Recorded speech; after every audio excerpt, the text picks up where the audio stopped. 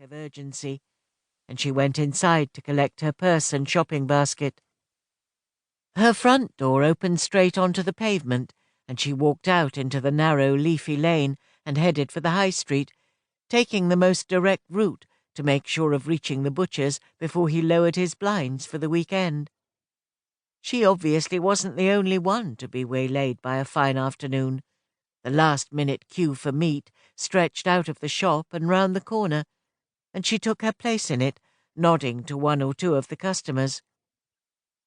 Whenever she found herself in a crowd these days, she was increasingly struck by the emptiness in people's faces, by a flat, going-through-the-motions air that she'd never been conscious of before, not even in the depths of war. It was as if this fragile peace, no matter how longed for, lacked the exhilaration of wartime, the shared sense of purpose that had helped people forget their fear and their grief. The danger had passed, but gone too was the laughing in the street, the instinctive kindness from one neighbour to another, and it was these small commonplace things that mattered to most people. Now everyone looked so tired and worn down that she wondered if the world would ever recover. Inside, the shop smelled faintly of blood and sawdust. 2 ounces of ham, please, she said, requesting the full ration when her turn came. The butcher nodded, and she watched as he cut thick slices from the bone and weighed them. "What else can I get you?" "Nothing, thank you." He looked at her in surprise. "That's all you want? I've got some of that stewing beef you like, fresh in yesterday. It'll save you queuing again if you take it now." She looked at the meat and felt the nausea rise in her throat. "Just the ham," she snapped, feeling the eyes of the queue on her. "I really don't need anything else." He shrugged and took her money, raising his eyes at the woman next in line, and she left the shop without another word. Across the street, a dress in the window of Jones's caught her eye, and she went over to look at it, drawn to the startling shade of green. Its tight-fitting waist and extravagantly flared skirt were so unlike anything she owned that on a whim she pushed the door open and went inside, conscious of her conservative shoes and the dull, shabby skirt that had seen too many summers.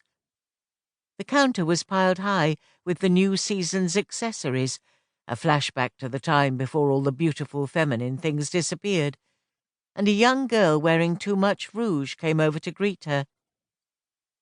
"The dress in the window," she began, but was interrupted before she could finish her sentence. "Yes, madam. It's only just come in, and I think you'll find the fabric is—" "I'll take it." "You don't want to try it on?" The girl looked doubtful, and she wondered how many more people that day would question the fact that she knew her own mind. Strange, because she'd never felt more deliberate or more certain. "There's no need," she insisted. "I know it will fit." With a shrug, the assistant went over to the window to set about undressing the mannequin, and 5 minutes later the dress was hers. Rather than retracing her steps, she decided to walk back via the castle. The steep climb through the castle gate and into the precincts beyond made her feel every year of her age, and she paused at the top to catch her breath. Beyond the outskirts of Lewes, the soft green downs spread out before her under a Wedgwood sky. It was a view she'd always loved, a reminder of both the happiest and saddest times of her life. But today it was too much. She turned her back on it and headed for home. She shook out the dress and hung it on her wardrobe door, then went back downstairs to the kitchen.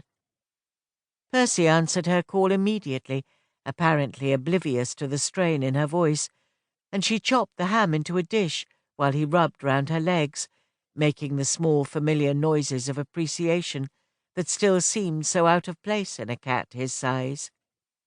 The meat was as salty as brine and less tasty than it looked, and she felt a sudden surge of anger with herself for buying the wrong thing on this of all days.